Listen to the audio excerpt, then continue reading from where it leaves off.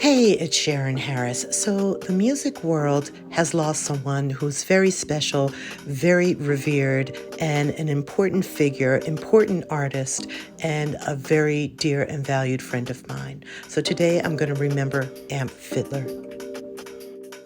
My connection with Amp goes back to about 1985. So wanted to just share some things that I remember from our very long-lasting and amazing friendship. So I'm going to try to document as much as I can. I was unable to interview him for my podcast on SiriusXM for the Charyn Harris experience, but he was such an amazing person, such a beautiful person, had gone through so much and kept a smile on his face and was always steadfast. So let's jump into how I met Amp.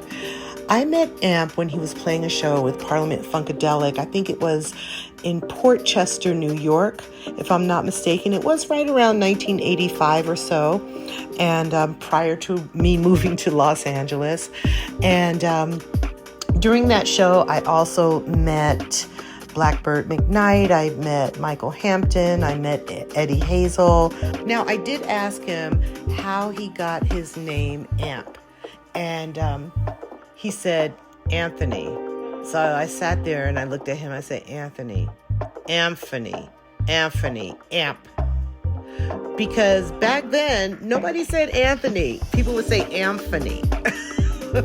So fast forward, Amp and I became really, really good friends, as well as his sister, Sandra, who later changed her name to Mystic. She was really into astrology. She was also working at the New School. She got me my first gig at the New School, and she was singing with a reggae group. So even though we tried to date, it just didn't work with the distance. We were musicians, we were young. It just didn't make sense. However, we remained really good friends. And then around 91, his son was born. That was the same year I moved to Los Angeles. And he named his son Dorian, which I thought was really interesting because Dorian is the second mode of the scales. There are a bunch of modes. Ionian is the first, Dorian is the second. So that was really, really special. So around this time, I really saw him expand his palette as an independent musician. He had the band Mr. Fiddler with his brother Bubs, and they came to LA to do some recording at the Sound Factory. I got to hang out with them there a little bit. It was really interesting watching him maneuver as a musician and trying to figure out the industry and figure out what was right for him. Somewhere around this time, I started doing the Barry White gig, and I got to go to Detroit, and he and Dorian came to the show. It was so cute. They were twinning. He loved to wear overalls, so that was really a thing. And it was really fun, and I just really appreciated the support that he gave me as a musician also. It really meant the world to me. So, I wanted to interview him, as I mentioned, but I did ask him about his connection with Bernie Worrell. So I want to say that I was kind of like a nascent interviewer back then in the 90s and early 2000s, because I had so many curiosities about how people became who they are, especially Amp. I always found it fascinating with him also being an independent artist, and then I was asking him about how he met Bernie Worrell, who is, was legendary. And he told me he met him in a barbershop. He used to cut his hair. So I was like, wow. And I didn't know the backstory back then about George Clinton being a barber or Bernie Worrell, but it just seemed like a really colorful cast of characters, and they really were. And let me see. So, we know him in terms of giving JDilla his first drum machine, and we know that they collaborated. And I really didn't talk to him a lot about his collaborations, but when he was putting out a new record, I always knew about it. He played one time at Amoeba Records in Los Angeles, and I came to the show. And that's when he was doing Waltz of a Ghetto Fly, which is one of my favorites. I love that record so much to this day. I know I have it on CD somewhere. I may have it on vinyl, but I definitely have it on CD.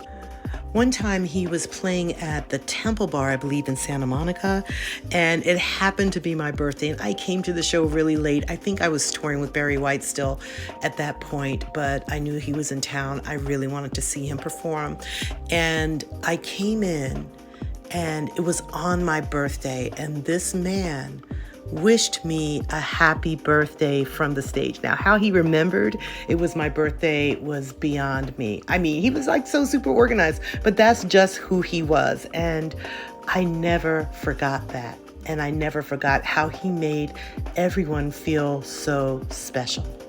Amp had been doing some collaborations also with Leon Ware, who was somebody that I was very close with.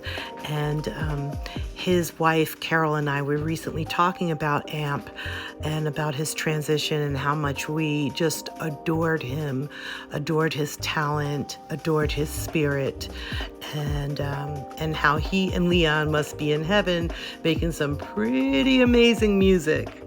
I also watched him go through the loss of all his family members.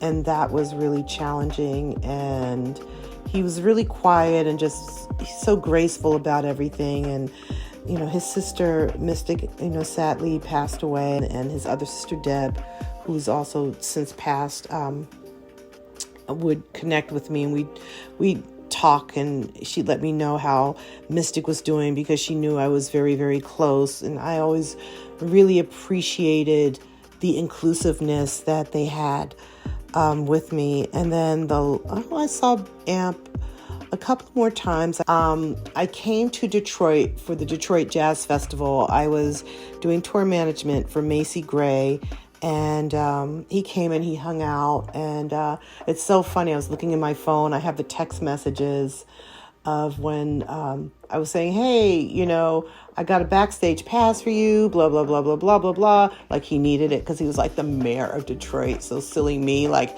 hey, I got a backstage pass for Amp.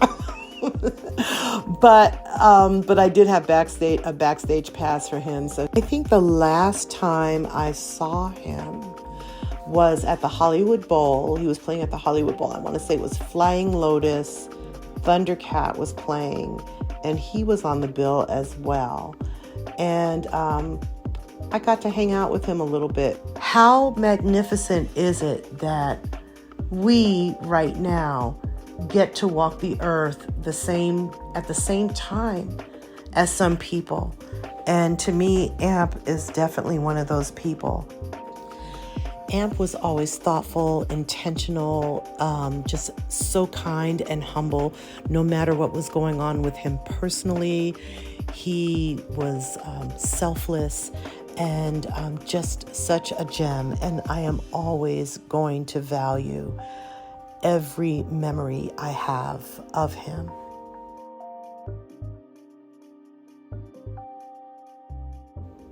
I hope that you have enjoyed this content. Subscribe here. Make sure that you're listening to me on SiriusXM, the Charyn Harris Experience on Studio 54 Radio. Also, follow me on Instagram at Charyn Harris and at Charyn Harris Experience. See you soon.